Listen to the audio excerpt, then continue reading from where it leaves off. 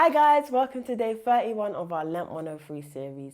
Today we'll be talking about marriages of all kinds.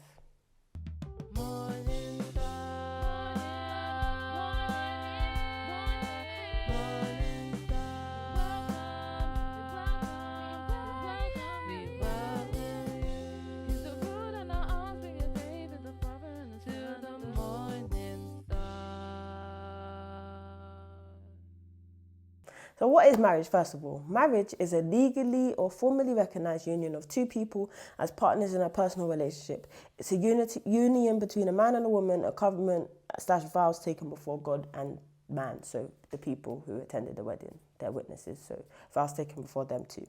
So what does the Bible say about marriage? I want to jump into two verses. The first one is Ephesians 5:31, and that reads, "For this cause shall a man leave his father and mother and shall be joined unto his wife, and they shall become one flesh." And then Romans 7:2 says, "For a woman which have a husband is bound by the law to her husband, so long as he liveth. But if the husband be dead, she is loosed from the law of the husband." So what do these two verses tell us? So Romans tells us that marriage is, like what you say in the vows, to death do you part. So the only way you can get out of that covenant with marriage is if one party is deceased, whether that be the woman or the man. Or of course, there's other parts of the Bible that talk about adultery is a perfect ground for divorce. But other than that, you are still bound to your husband until death. And Ephesians basically tells us that when a man shall leave his family and the woman leave their family, but they become one flesh, a new home, one flesh. And what does it mean to be one flesh? That means you walk together. You're the same person. You're one entity in a sense. Obviously, you still have your personal identities, but you operate as one entity, one union, one unit, one foundation. So when we're speaking about marriages of all kinds, what does that actually mean? So marriages of all kinds is basically marriages that fall into the categories that were against God's initial plan for the original marriage. So God's original intent, a union, a covenant between two partners.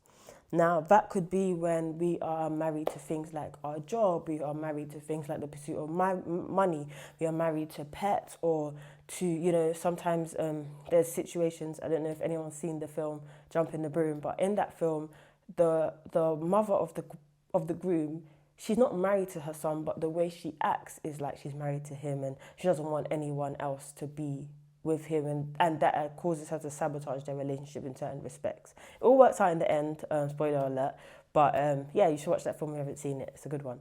But that's what we're talking about, marriages that weren't in line, that aren't aligned with God's original plan for marriage. So I'm not saying that it's bad to really want to do well and succeed in your job. That it's bad to pursue money. It's bad to pursue pets or to have things act as a husbandly figure or a wifely figure in your life. But it is not what God originally intended. Like, you can love these things and you can adore these things, but don't become married to them where they consume you and you act as one entity.